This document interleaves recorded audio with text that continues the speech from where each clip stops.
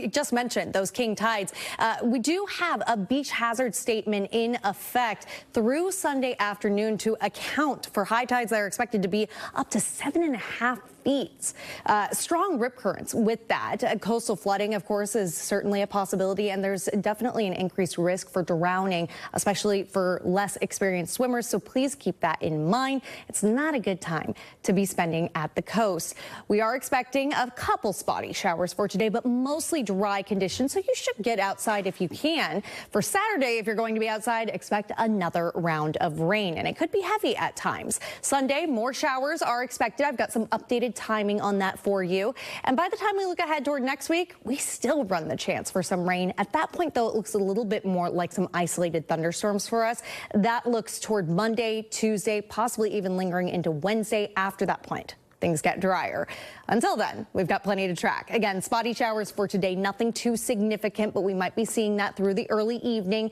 As we look ahead toward tomorrow morning, you can see a little bit of an earlier start time than initially expected for Ventura County. As we make it toward the early afternoon, that's when I expect that we'll start to see more widespread for Los Angeles County. This continues to push in to the Inland Empire and Orange County as we head through the later afternoon hours, eventually clearing us and weakening with just some spotty showers left behind. Here's some of the big changes that we're seeing. Now, again, Sunday, originally when I was talking to you earlier this morning, I was saying, I'm not big on this timing.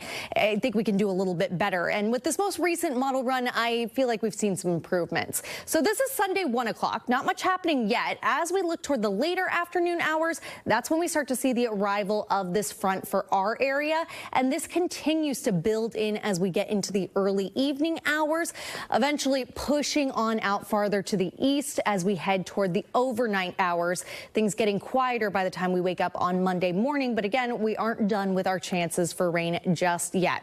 Let's talk about rain amounts. We're going to separate this in two. For your Saturday, I expect that most areas will pick up between a ½ inch to 1.5 inches. Foothills and mountains, though, higher amounts. We're talking 3 to 4 inches.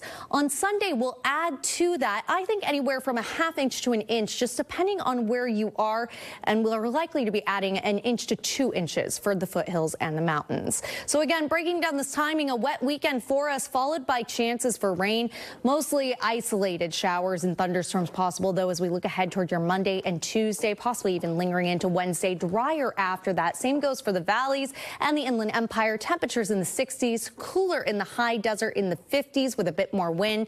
Drier conditions next week for the low desert, and looking at mostly a rain event for the mountains, but still a chance that those snow levels could drop a little bit farther down. I expect them to be around 7,000 feet for this next rain event coming our way this weekend.